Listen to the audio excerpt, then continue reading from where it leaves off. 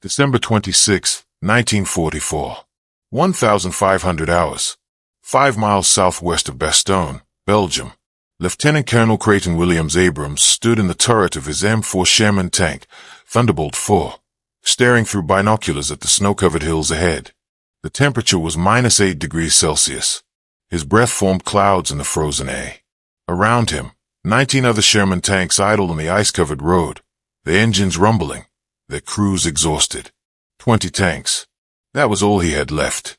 20 tanks to break through German lines and reach the most besieged American position of World War II.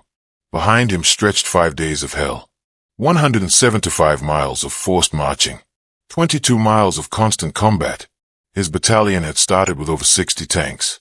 Now he was down to 20. His men had been fighting without rest, without reinforcements, without hope of relief. The German 5th Fallschirmjäger Division had turned every village into a fortress, every road into a killing zone, every mile into a battlefield soaked in American blood. And ahead, somewhere in that frozen landscape, 8,000 American paratroopers were trapped, surrounded, running out of ammunition, running out of food, running out of time.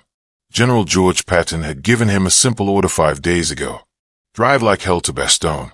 Relieve the 101st Airborne Division. Do the impossible.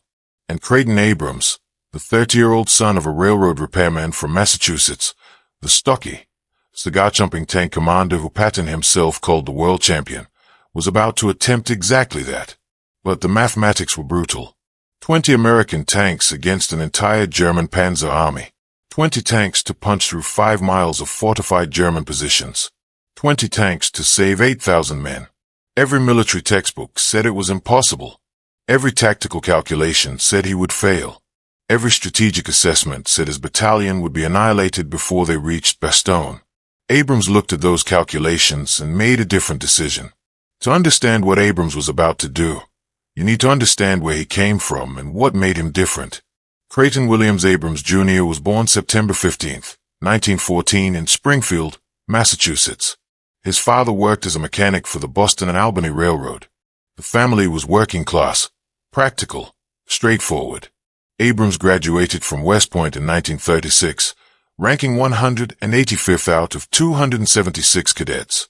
Not exceptional, not a standout, just another cavalry officer in an army that still used horses. But when America began forming its first armored divisions in 1940, Abrams became a tank company commander in the 1st Armored Division. He found his calling. Armor was not about following doctrine. It was about speed, violence, and decisive action. It was about exploiting weakness and creating momentum. It was about leading from the front. By 1944, Abrams commanded the 37th Tank Battalion of the 4th Armored Division. His battalion became the spearhead of Patton's Third Army across Europe. Normandy invasion, the breakout from the beachhead, the race across France, the Saar River crossing, the thrust through the Maginot Line. In every operation, Abrams led from his command tank, not from a headquarters miles behind the lines. His crews knew that when Thunderbolt moved forward, Abrams was in the turret, cigar clenched between his teeth, eyes scanning for targets, personally directing fire. Time magazine called the 37th Tank Battalion a fearsome weapon of destruction under Abrams, who showed the feel and flair of the born combat man. His unit was credited with destroying 15 tanks, over 300 vehicles, 75 artillery pieces, and 75 anti-tank guns in a single campaign. But statistics do not capture what made Abrams exceptional. It was his tactical philosophy. Speed over caution. Aggression over defense. Momentum over consolidation. The American M4 Sherman tank was inferior to German armor in almost every category. The German Panther tank had thicker armor, a more powerful gun, better optics. The German Tiger tank was essentially invincible from the front. The Sherman crews called themselves Ronson-Leiter operators because their tanks brewed up so easily when hit. But Abrams understood something crucial. The Sherman was faster, more reliable, easier to repair, and far more maneuverable than German tanks. A Sherman could not win a stand-up slugging match against a Tiger, but a Sherman moving at speed, flanking, exploiting terrain, hitting weak points, that Sherman could kill anything. Abrams trained his crews to use mobility as armor. Never stop moving. Never give the enemy a stationary target. Keep the tempo so high that German gunners could not get a clean shot.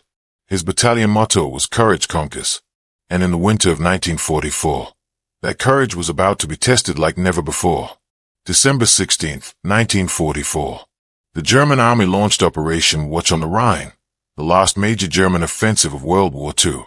29 divisions, over 400,000 men, 2,000 tanks and assault guns, smashed through American lines in the Ardennes forest. The objective was Antwerp, Belgium's critical port. The strategy was to split the Allied armies, encircle and destroy 4 Allied armies, force the Western Allies to negotiate peace. For 2 days, German panzer divisions carved through American positions. The 101st Airborne Division was rushed to the town of Bastogne, a critical road junction where 7 highways converged.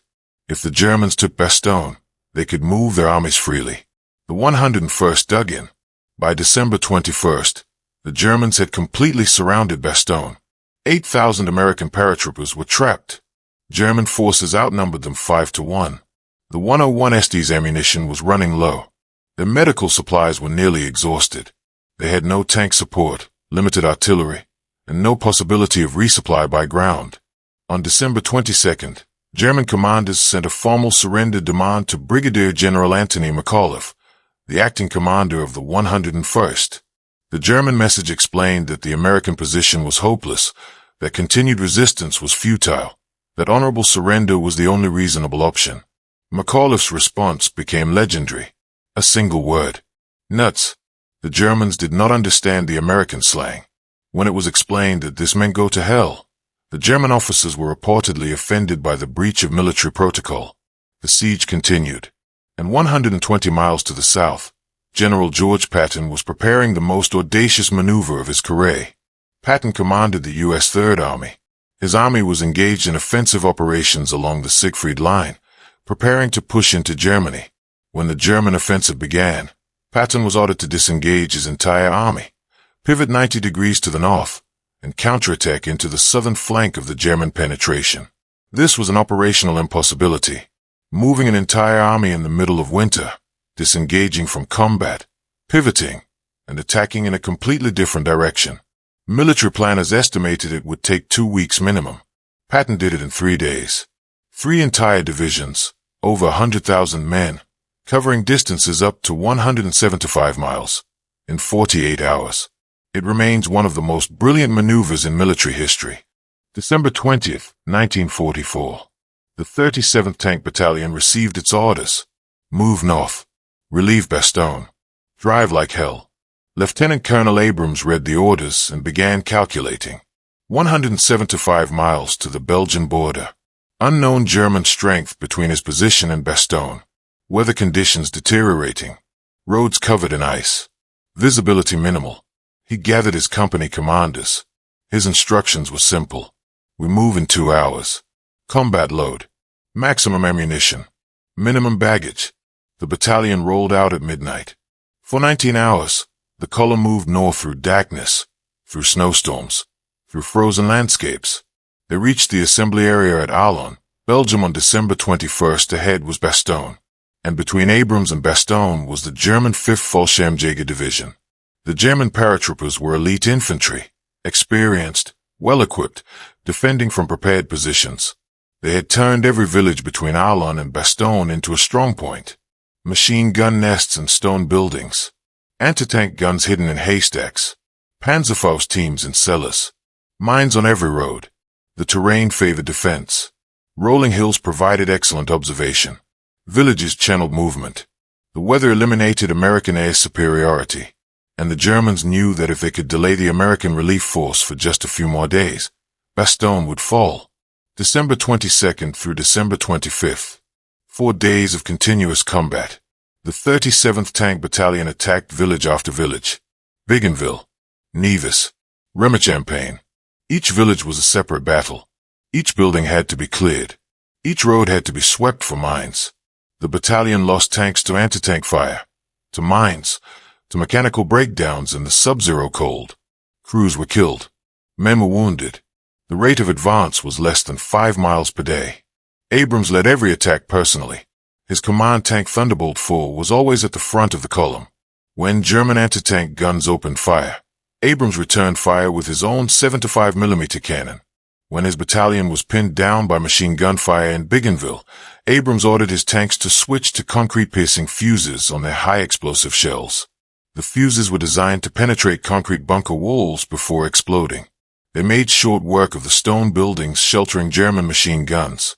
When his infantry was held up by snipers, Abrams personally engaged targets with his tank cannon at ranges where most commanders would have used small arms.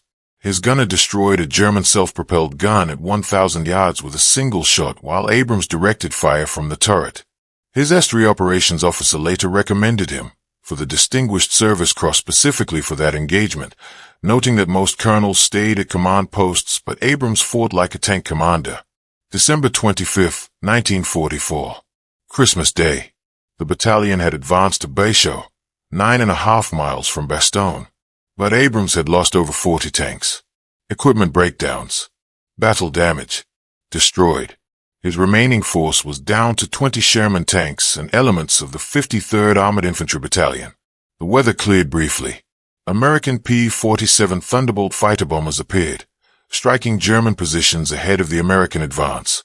The pilots reported heavy German defenses around Audacious, the last village before Bastogne. Anti-tank guns. Machine gun positions. At least company-strength infantry. Abrams studied his maps. The direct route to Bastogne ran through Audacious and then up a heavily wooded ridge. Every tactical principle said to secure flanks first, to suppress defenses with artillery, to advance methodically. Every tactical principle said that attacking with 20 tanks against prepared positions was suicide. And every hour of delay meant 8,000 Americans in Bastogne were closer to annihilation. December 26, 1944. 1,500 hours. Abrams stood on a hill overlooking the approach to Bastogne. Behind him, his 20 remaining tanks waited. Overhead, C-47 transport planes roared toward Bastogne, dropping supplies by parachute to the besieged garrison. The sight made Abrams' decision. If aircraft could reach Bastogne, tanks could reach Bastogne. He radioed division headquarters, requesting permission for a direct assault on Audacious and a straight run to Bastogne. The request went up the chain of command. Division Commander Major General Hugh Gaffey contacted Patton directly. Patton's response came back in minutes. Do it. Abrams climbed back into Thunderbolt 4's turret. He stuck a large cigar in his mouth. His eyes glinted. He keyed the radio. We're going into those people now. Let her roll. Supporting artillery opened fire. 2,340 shells hammered Audacious and the approaches. The barrage was designed not to destroy German positions, but to force defenders to take cover, to blind them with smoke and debris, to create a window of shock. And in that window, Abrams' battalion moved. Lieutenant Charles Burgess commanded Company C, the lead element. His tank was Cobra King, an up-armored M4A3E2 jumbo Sherman with extra armor plating. 9 tanks followed him. Behind the tanks, half-tracks carrying infantrymen from the 53rd Armored Infantry Battalion. The column did not advance. It charged. 30 miles per hour through Audacious. All guns firing. The Sherman 75mm cannons fired high-explosive shells into buildings as they passed. The turret-mounted 50-caliber machine guns swept windows and doorways. The bow-mounted 30-caliber machine guns fired at anything that moved. German defenders opened fire. Panzerfaust rockets streaked toward the tanks. Anti-tank rounds cracked through the air. Machine gun fire from buildings swept the street. But the American column did not stop. Doctrine said to halt, suppress enemy fire, clear buildings systematically. Abrams had ordered his tanks to ignore doctrine. Speed was armor. Speed was survival. Do not stop. Do not slow down. Drive through the enemy positions so fast they could not coordinate their fire. Leave the killing to the infantry and tanks following behind. Just reach Bastogne. Cobra King roared through Audacious, German rounds sparking off its armor. One building erupted in flames as a Sherman's high-explosive shell detonated inside. A German anti-tank gun fired from an alley. The round missed. Before the crew could reload, a Sherman 75mm cannon destroyed the position. The column burst through the village and began climbing the wooded ridge beyond. German infantry opened fire from the trees. Machine guns. Rifles. Grenades. The American tanks fired back without aiming, without stopping, spraying the woods with high explosive and machine gun fire. Half-track mounted infantry returned fire with their weapons. The forest exploded with tracer fire, explosions, the screaming of tank engines pushed to maximum power. And then the column broke through. Open ground. 2 miles ahead, colored parachutes littered a snowy field. The supply dropped for Bastogne, the American perimeter. At 1,645 hours, Lieutenant Burgess's tank reached a foxhole. He called out. Khaki-clad figures emerged. An engineer lieutenant from the 326th Airborne Engineer Battalion, 101st Airborne Division. Burgess jumped from his tank and shook hands. Behind him, the rest of the column arrived. Weary paratroopers cheered. Some cried. The siege was broken. At 1,710 hours, Lieutenant Colonel Abrams drove Thunderbolt 4 through the perimeter. He dismounted and met Brigadier General McAuliffe. The two officers shook hands. McAuliffe asked how many tanks Abrams had brought. Abrams responded, counting the tanks that had made it through. 9 from the initial assault. 4 more had fought through. 13 tanks. He had started the day with 20. Lost 7 in the final assault. Company C, which had led the charge, was down to 4 operational tanks.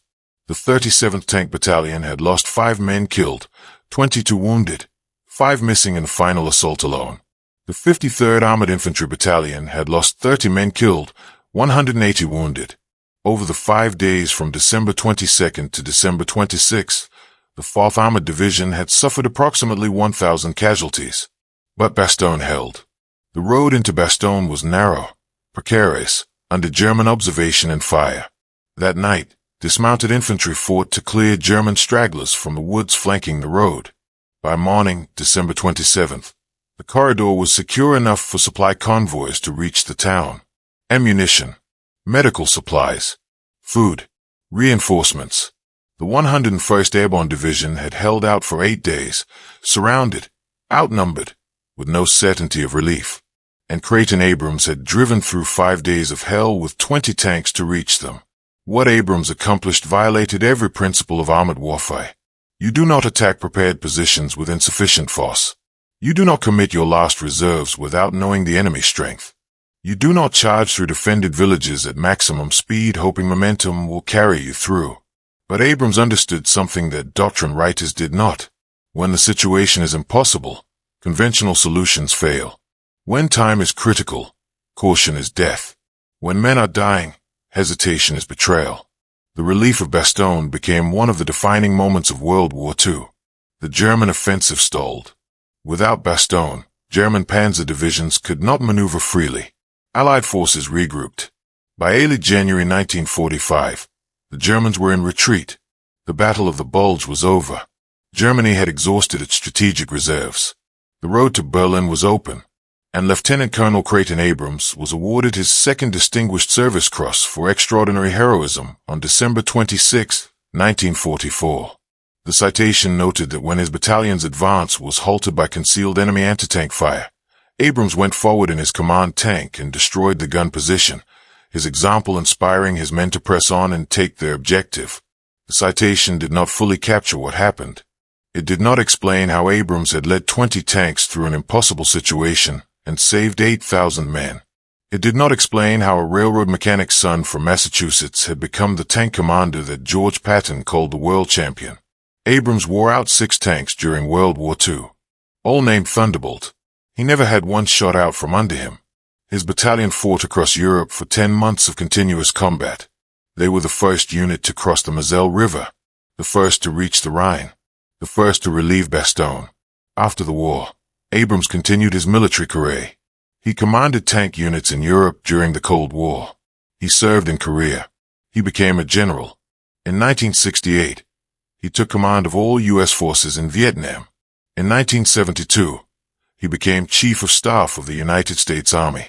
He held that position until his death in 1974 from lung cancer. He was 59 years old. In 1980, the United States Army named its new main battle tank after him, the M1 Abrams, the tank that has dominated every battlefield where American forces have fought for the past 40 years. The tank that embodies the principles Creighton Abrams believed in: speed, reliability, overwhelming firepower, decisive action. But perhaps the greatest tribute came from his men. The soldiers who served under Abrams in the 37th Tank Battalion remembered him not for his decorations or his rank.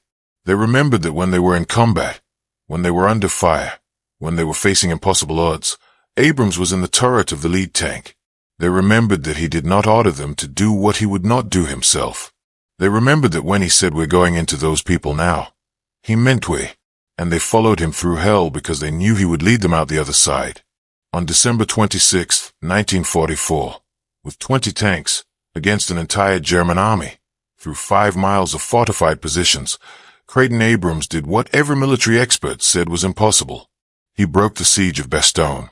He saved 8,000 American lives. He changed the course of the Battle of the Bulge, not through superhuman ability, not through reckless courage, but through aggressive leadership, tactical brilliance, and an absolute refusal to accept that impossible meant we can't. For Abrams, impossible meant this is going to be difficult, and difficult was just another day at the office.